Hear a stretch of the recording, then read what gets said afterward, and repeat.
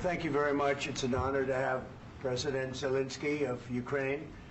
And we've been working very hard, very close. So we've actually known each other for a long time. We've been dealing with each other for a long time and very well.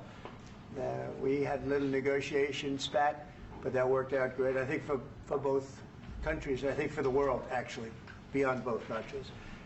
And we have something that is a very fair deal. And we look forward to getting in and digging and working and getting some of the rare earth. But it means we're going to be inside, and it's a big commitment from the United States, and we appreciate working with you very much. And we will continue to do that. We have had some very good discussions with Russia. I spoke with President Putin, and we're going to try and bring this to a close. It's something that you want and that he wants. We're going to have to negotiate a deal.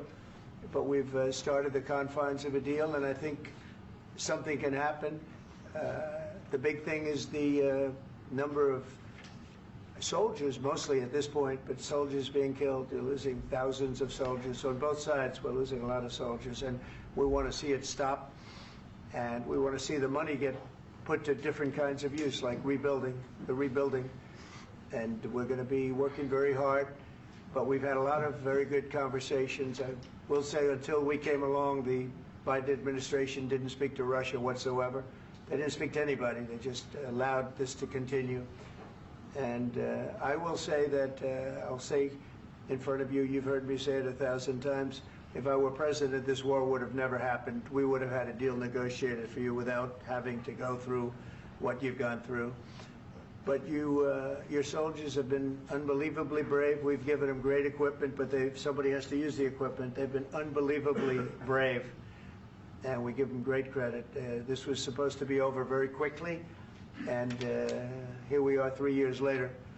So I give tremendous credit to your generals and your soldiers and yourself in the sense that it's been very hard fighting, very tough fighting. They're great fighters. And you have to be very proud of them from that standpoint. But now we want to get it over with. It's enough, right? We want to get it over with. So it's an honor to have you here. Thank you very much for coming. We're going to sign the agreement at the conference in the East Room in a little while, right after lunch. And we'll be having lunch together. We're also discussing some other things. And we appreciate everybody being here. It's somewhat of an exciting moment, but the really exciting moment is when they stop the shooting and we end up with a deal. And I think we're fairly close to getting that, and an honor to have you. And please, if you'd like to say something. Yeah, thank you so much, Mr. President. Thank you for the invitation. And really, I hope that this first document, will be a first step to real security guarantees for Ukraine, our people, our children. I really count on it. And of course, we count that America will not stop support. Really, for us, it's very important to support and to continue it. I want to discuss it with details further during our conversation, and of course, the infrastructure or security guarantees. Because for today, I understand what Europe is ready to do, and of course, I want to discuss with you what the United States will be ready to do. And I really count on your strong position to stop Putin. And you said that enough with the war. I think that is very important, Ben, to say these words to Putin at the very beginning of war, because he is a killer and terrorist. But I hope that together we can stop him. But for us, it's very important to, to save our country, our values, our freedom, and democracy, and of course, no compromises with the killer about our territories. But it will be later. And of course, what I wanted, we spoke about it by phone with you, about the drones production. We have very good drones production. I think the best one in the world for today because of the war. Yes, and of course, we need very much the air defense. You have the best air defense in the world, and really you helped us under attacks of Russians. And I want to speak how we can exchange the licenses. We're open to share the licenses of all our drones with you, of course, with the United States. And we need licenses for quick production of air defense. Even after the war, we need our nation to be calm, that we are secure. So that's why we need this air shield.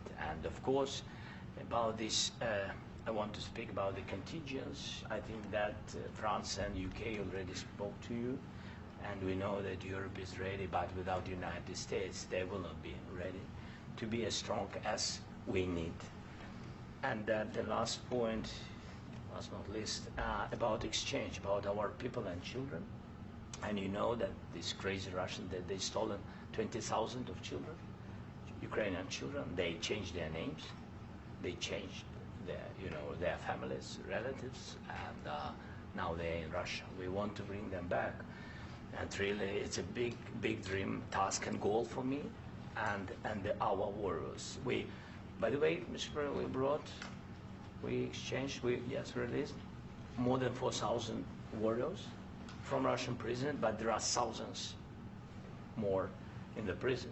I wanted to share with you some images. How it's can I now? Yeah, please. Some minutes, 1 minute, 1 minute. Just you to understand in what circumstances, in what situation they are, and what the attitude of Russia to our prisoners. That guys, just you before and after. And you see before and after, just you to understand. Now thousands of such guys, ladies and men, there, and that, so they don't eat, they beat them, and they, they do a lot of bad things. So out of, even during the war, there are rules. Everybody knows there are rules during the war. So these guys, they don't have any rules. You see that 50, 60 kilograms left, and a lot of such things. And I didn't want to show you what the changes with images of children, because I will just share with you. And I mean, it's looking tragic. Yep, that's tough stuff. Yeah, I wanted very much to give you, and you see. Yeah.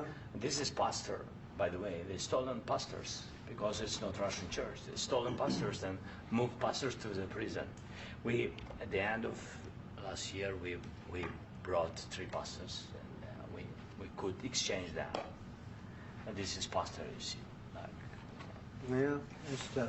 Yeah. So I mean, this I wanted to show you, and this. So thank you very much. We want to get that ended, right? Yeah. Of course, we And want. I think we will. And We have to, of course. do you have any questions, please? Thank you, Mr. President. With the, how much money is the U.S. going to put into the fund that is being created today, and how does this provide long-term security for Ukraine? Well, we don't know exactly how much, because we're going to be putting some money in a fund that we're going to get from the raw earth that we're going to be taking and sharing in terms of revenue. So it's going to be a lot of money will be made from the sale and from the use of raw earth. And as you know, our country doesn't have much raw earth. We have a lot of oil and gas, but we don't have a lot of the raw earth. And what we do have is protected by the environmentalists, but that can be unprotected, but still it's not very much. They have among the best in the world in terms of raw earth. So we're going to be using that, using it for all of the things we do, including AI and including weapons and the military, and it's really going to very much satisfy our needs. So it's something that just worked out really well. We have a lot of oil, and we have a lot of gas, we have a lot, but we don't have raw earth. So this has just about every component of the raw earth that we need for computers, for all of the things we do. This puts us in great shape. And long-term security for Ukraine. How does this provide it? I think they're going to have great luck. I think once we make the agreement, that's going to be 95% of it. They're not going to go back to fighting. I've spoken with President Putin, and I feel very strong. I've known him for a long time, and I feel very strongly that they're very serious about it, and we'll make a deal. And when the deal is made, I don't think, we talk about security. Everyone's talking about the other day, all they talked about was security. I said, let me make the deal first. I have to make the deal first. I don't worry about security right now. We have to have a deal, because right now, last week, 2,000 soldiers died on both sides. 2,000. And they're losing 1,000, 2,000, 3,000 a week. So as we sit here and we talk, people are getting shot and dying on the battlefield. And, you know, they're not American soldiers, but they're Russian soldiers and they're Ukrainian soldiers, and we want to be able to stop it. And we want to be able also to spend money on other things. We don't want to, this is a tremendous amount of money. And what the Biden administration did was terrible. They were giving money, but he had no security on the money. Europe, as you know, gave much less money, but they had security. It was in the form of a loan. They get their money back, and we didn't. And now, at least we're protected because the American taxpayer has to be protected too. But this is an incredible agreement for Ukraine because we have a big investment in their country now, and what they have, very few people have. And we're able to really go forward with very, very high-tech things and many other things, including weaponry that we're going to use in many locations, but that we need for our country. Mr. President, This allows us to do that. will you continue Sorry. sending military aid? Yes, go ahead, please. If I can just, yes. In the document, there is one of the very important points. If we speak about business and investment, we never had LNG terminals in Ukraine. This document will open. I mean, the next document, but anyway, here we see in the framework, we see really goodwill for this. LNG terminals for us is very important, and I think for security of European continent. We have the biggest storage, gas storage. We have the biggest in Europe. Yes, yes, and we can use it. Use it for LNG, use it for LNG, and we will do it. And really, we can help Europe because Europe really helped. President Trump said that they made less support, but they are our friends, and they are our very supportive partners. They really gave a lot, Mr. President. They did.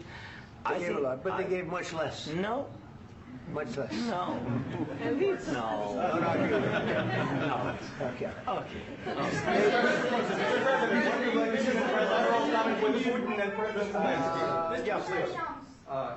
Mr. President Trump, you have repeatedly called the deal with Ukraine as a historical one. And as a President of the United States, you make historical decisions in other issues which affect America and other world. So what place in the world history do you want to take? And do you associate yourself with any famous historical figures? Yeah, I'd say George Washington, Abraham Lincoln. I would say I'm far superior to George Washington and Abraham Lincoln. Now, you know I'm only kidding, right?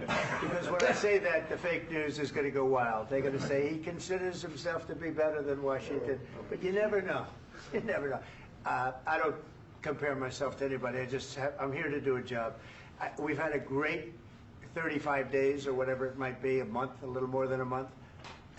We've accomplished tremendous amounts. Not only this would be a very great achievement if we could get the war stopped and get them back to normalization. I think that's going to happen. We've had very good talks on both sides, as you know. But I think we've done a very good job, just generally. If you look at all of the things we've done in 30 days, they're saying there's never been a opening for a president. The first month, there's never been a first month like we've had. And this is one of the very important things. This, to me, is one of the most important things because we have tremendous death taking place as we speak, and I don't want to have that. You know, think of the parents, whether they're in Russia or Ukraine, think of the parents of all these people being killed needlessly. They came to our territory. Should have never started. This would have, if I were president, this would have never started. Mr. President, will you continue sending military aid to Ukraine after the U.S. signs this agreement with Ukraine? Yeah, we're going to be continuing. To President Zelensky, do you feel like the U.S. is on your side, that President Trump is on your side at this moment?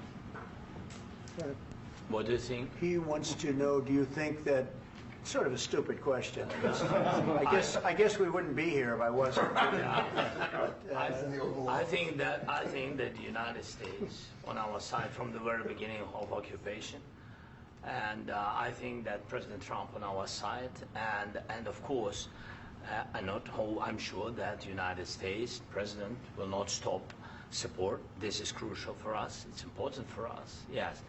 And Putin, the president speaks about the people and the soldiers which are dying, but they came to our territory, they came to our land. They began this war, and they have to stop.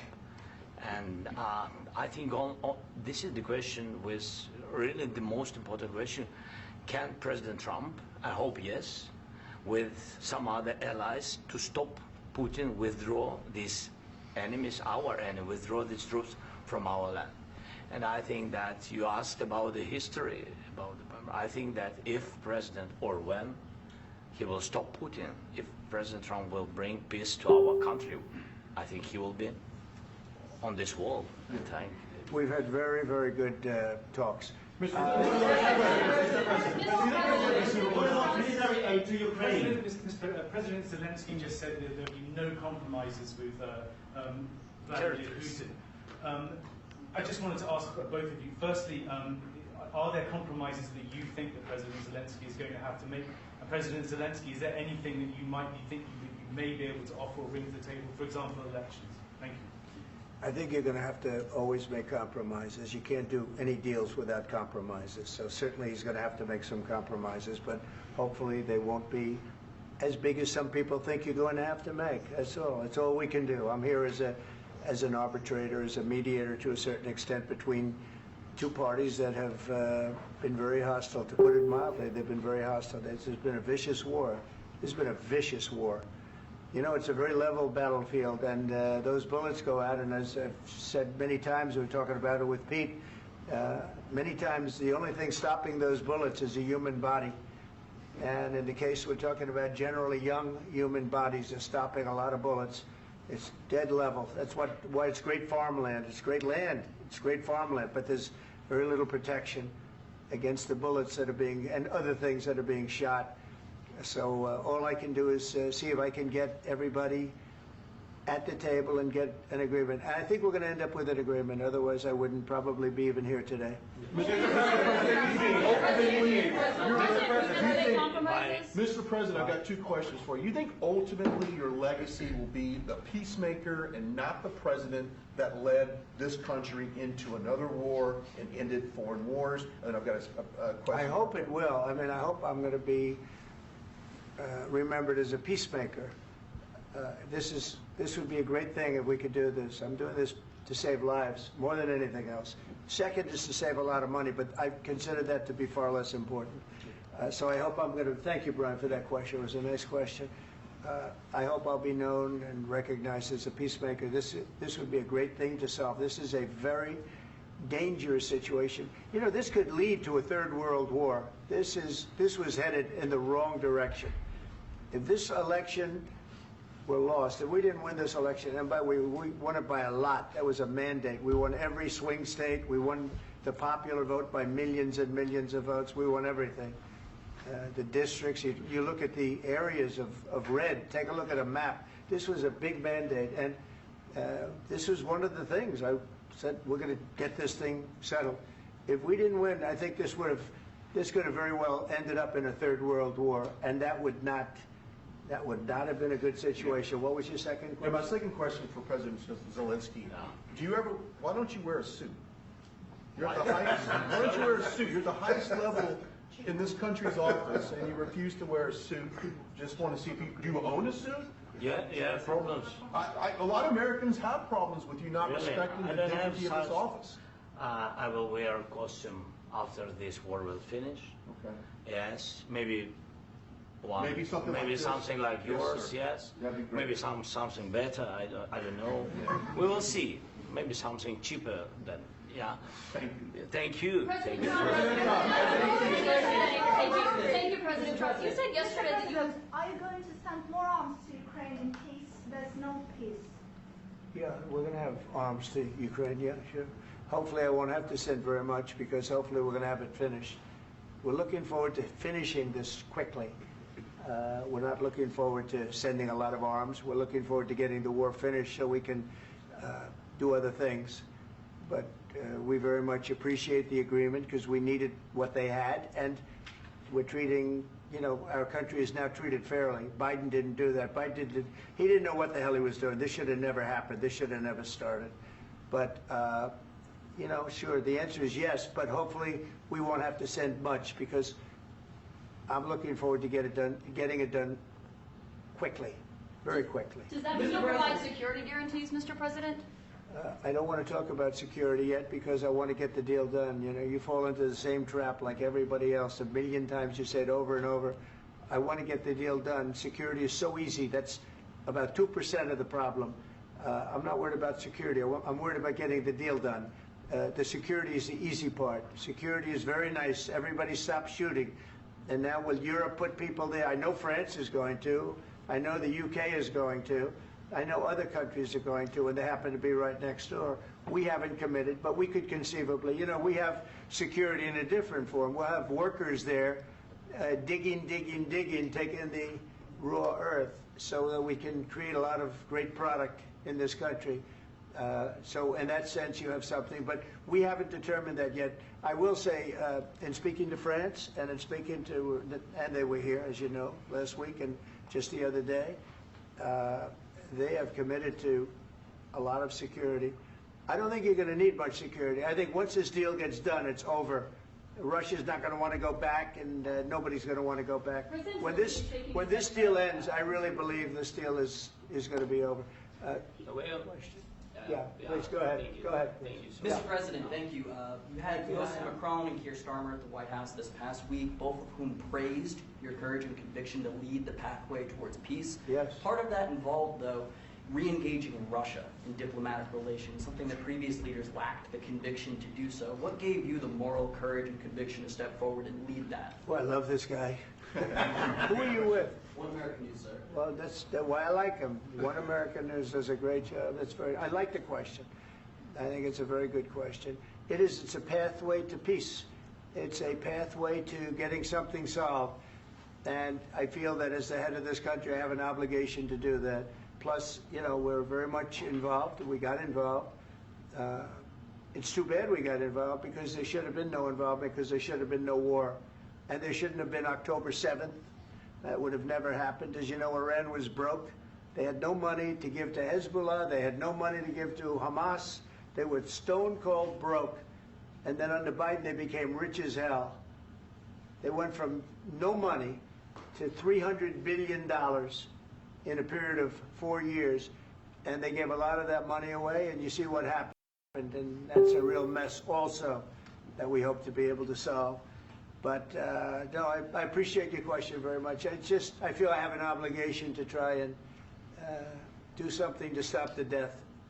If I can answer. Yes, if I can answer. Please, sorry. go ahead. Please. And I do like your clothing, by the way. Yeah, really? Even though I think he's a great guy, by the way. But I don't know if you two like each other. But you know what? I think he's dressed. I like this guy. I think he's dressed beautiful. So I have more serious things than answer on such Yeah, questions. sure, I will answer on more That's serious a good questions statement. if I can. Yeah. So please, about security guarantees and about just ceasefire. We can't just speak about ceasefire and speak. It will not work. Just ceasefire will never work because I'm like a president. I have this experience, and not only me. Ukraine before my presidency, from the 2014, Putin broken 25 times. 25 times he broken his own signature. 25 times he broken ceasefire. But he never broke to me. He never broke to me. No, you were the president. You were the president during. He never broke to me. In 2016, you've been the president, Mr. President. You've been the president, but he had, of course, not with you, but he had during those periods, he had conversations with our side, and we had Normandy format. You know, the France, Germany, Ukraine, and Russia, and he broken 25 times. That's why we will never accept just ceasefire. It will not work without security guarantees. Security guarantees, maybe President is right about this document and other, but this document is not enough. Strong army is enough because his soldiers afraid, Putin's soldiers afraid of our soldiers when we're strong enough. If we are not strong enough, if we are empty, if our storage is empty, we can't defend our land. Today, you know, he knows that we have, all the world knows that we have meeting, yes? Why he's using ballistic? Putin today using ballistic on our hospitals, schools, and etc. Ballistic. So he knows that we are here and that President Trump is really have goodwill to stop this war. And you hear now the president. So why he's using? So he doesn't want to stop. He doesn't want. But I hope that we will do it. Really, we'll do it.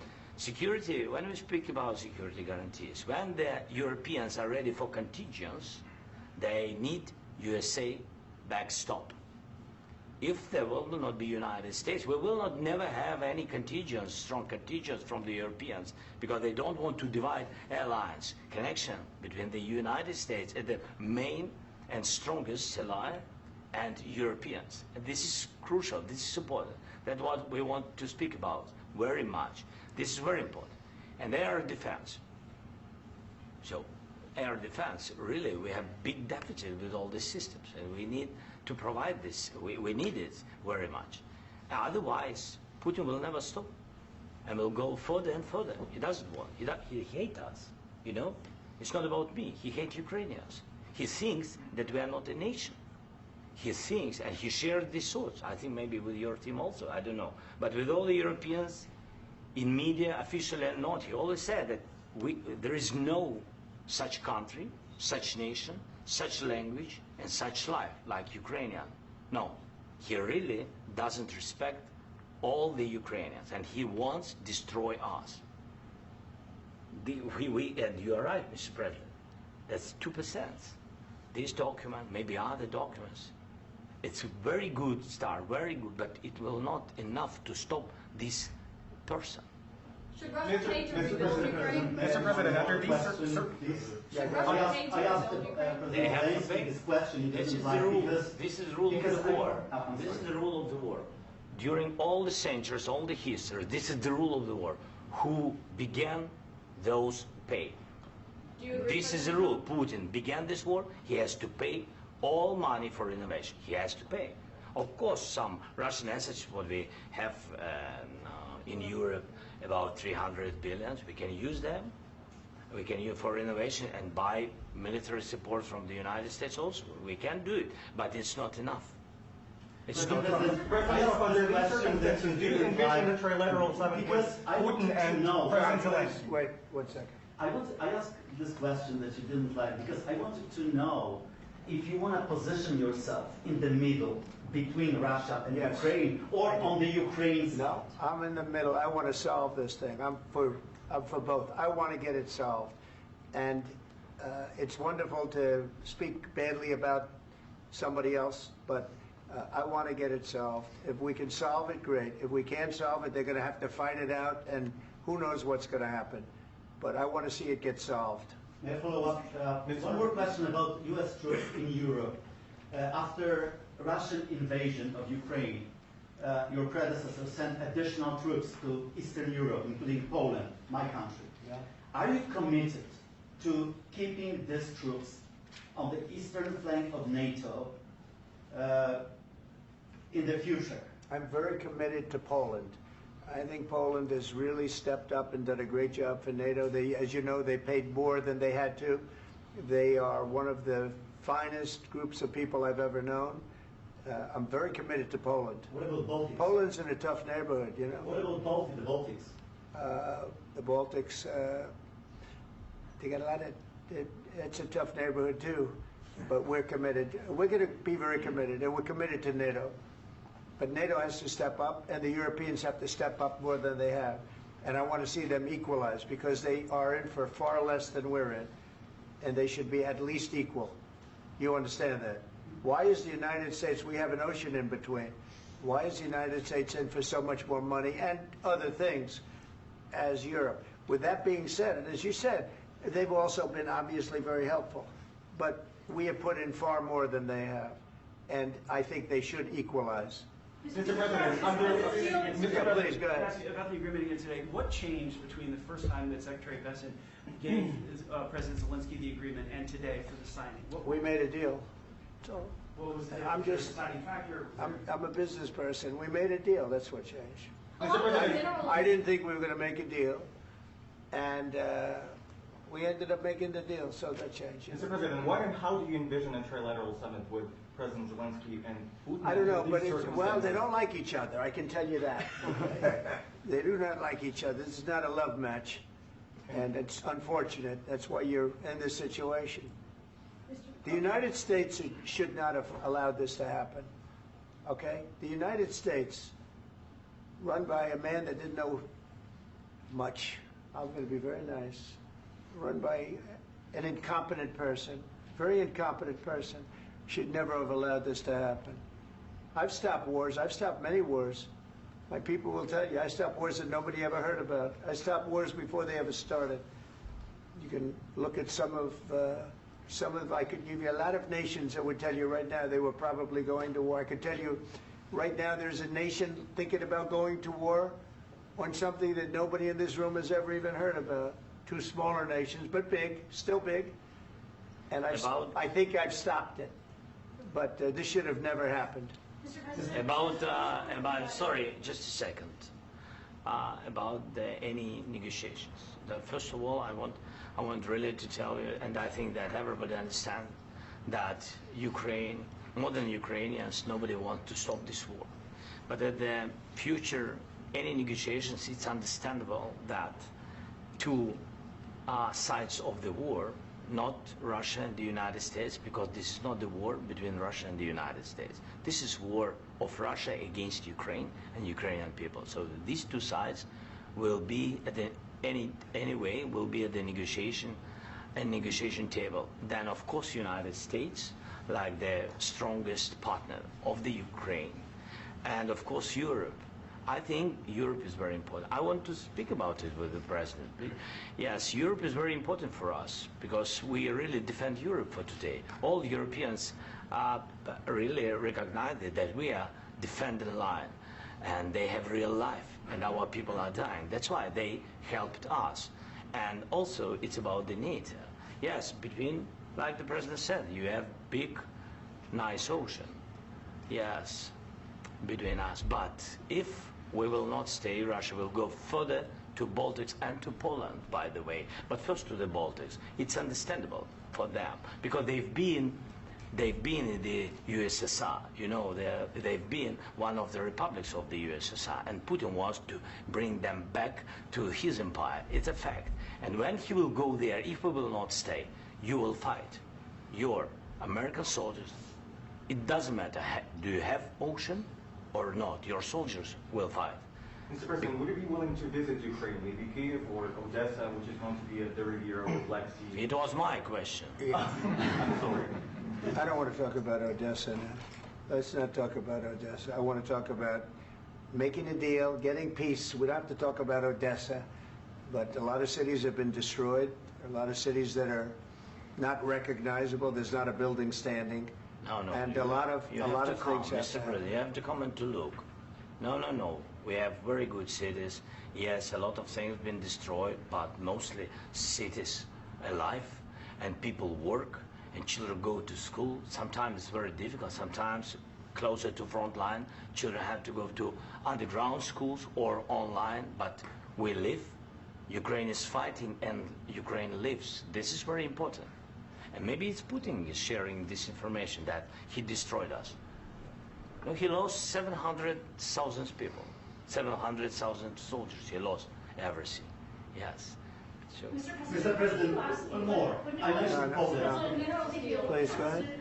When did you last speak with President Putin, and what did he say? A couple of days ago. And what did he tell you that gave you the assurance that he wanted peace? Well, that's what I do. My whole life is deals. I know pretty good.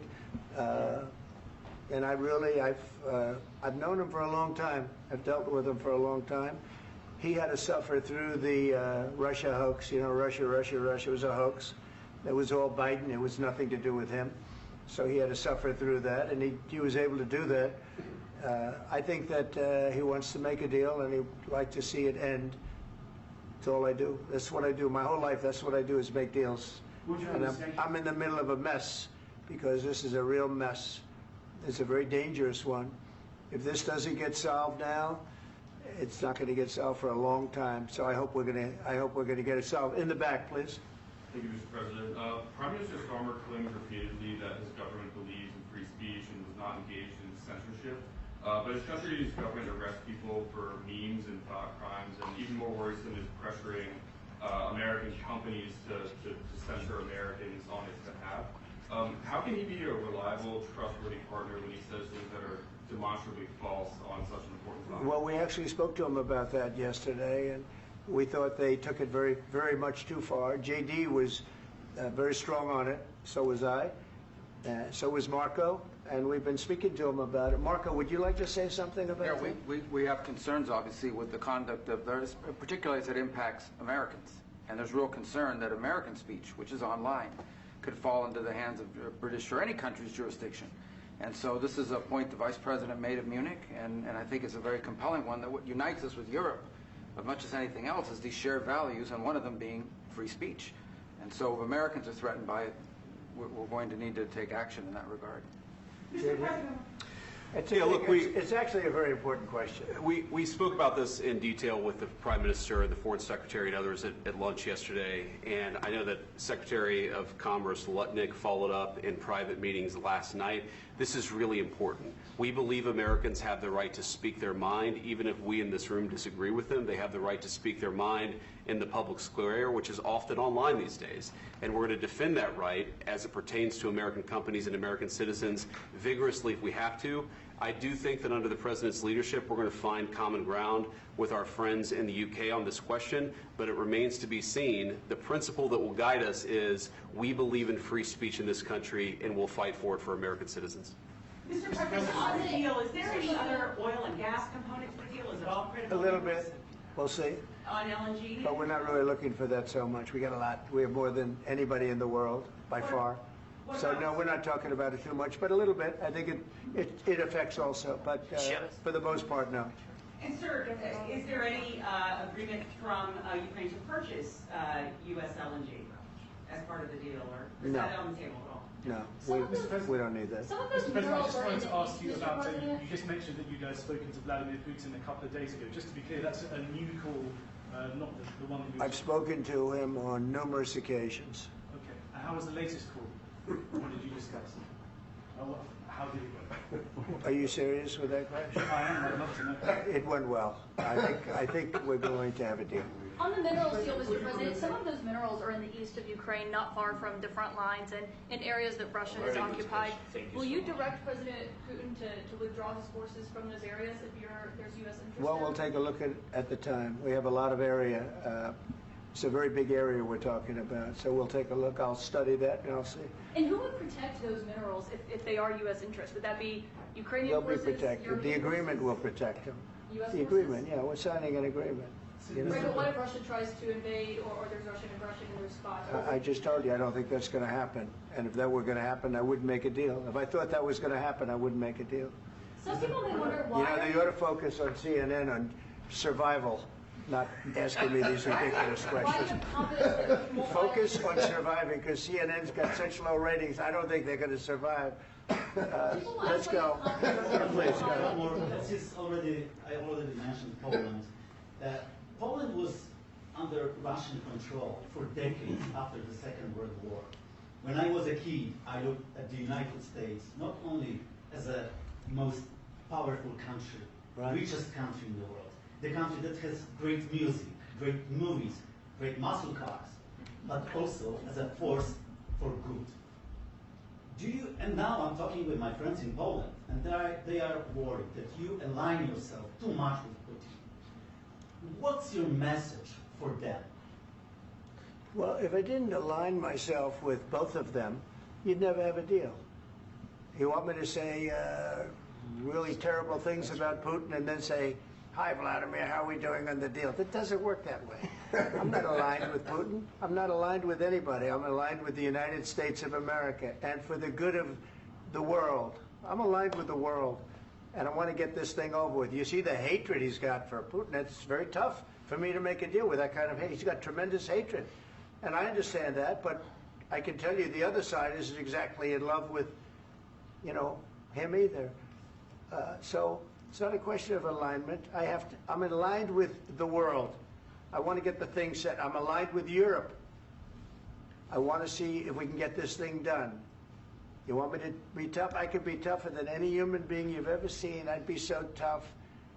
But you're never going to get a deal that way, so that's the way it goes. All right, one more question. Hey, I want to respond to this. So look, for 4 years in the United States of America, we had a president who stood up at press conferences and talked tough about Vladimir Putin, and then Putin invaded Ukraine and destroyed a significant chunk of the country.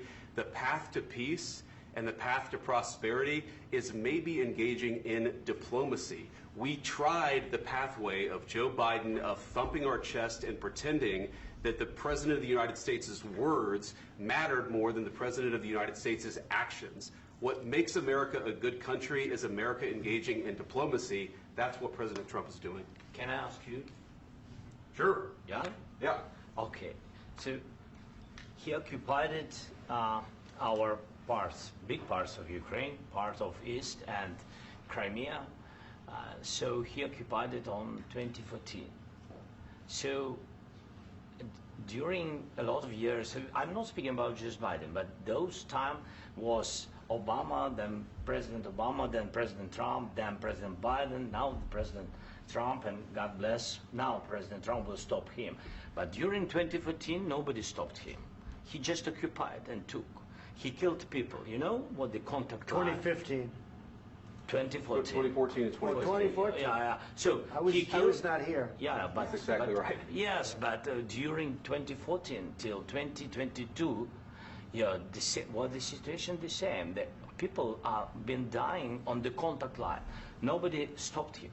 You know that we had conversations with him, a lot of conversations, my bilateral conversation, and we signed with him, me, like a new president. In 2019, I signed with him the deal.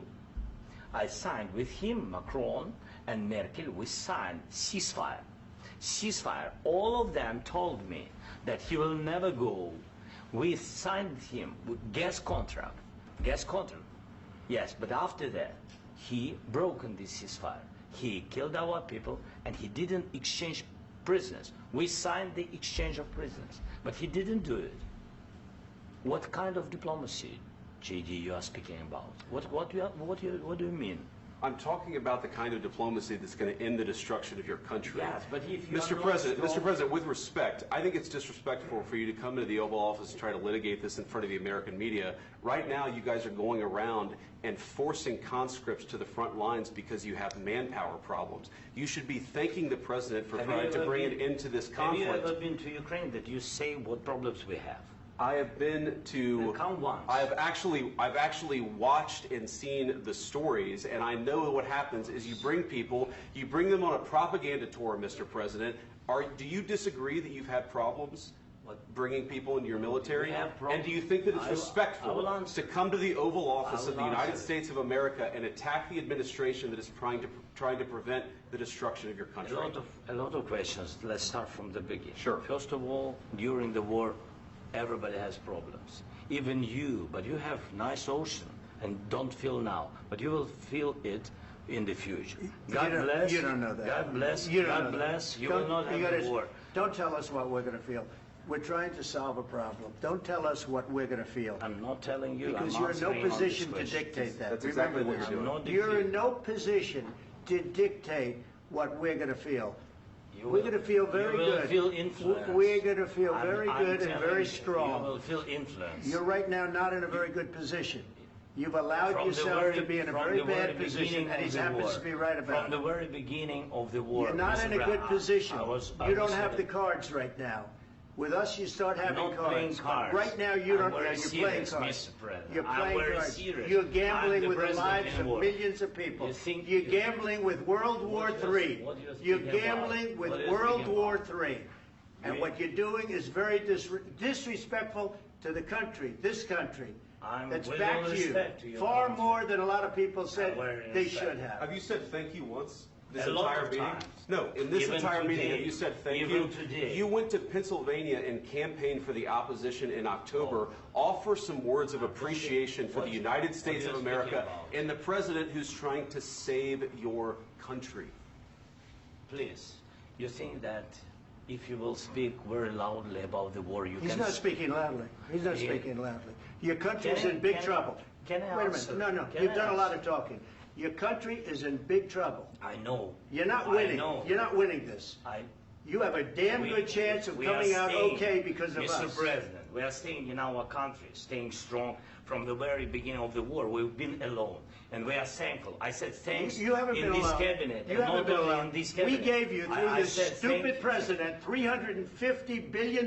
You voted we gave for you your military equipment, You and you voted men for are your brave, president. but they had to use our military. What about If you didn't have our military equipment, You invited if me you to didn't speak. have our military equipment, this war would have been over in 2 weeks. In 3 days, I heard it from Putin. In 3 days, this is something Maybe new. less. In 2 weeks, of course, yes. It's going to be a very hard thing to do business like this. I Again, tell you. just say thank you. I said a lot of times thank you to American people. Accept that there are disagreements, and let's go litigate those disagreements rather than trying to fight it out in the American media when you're wrong.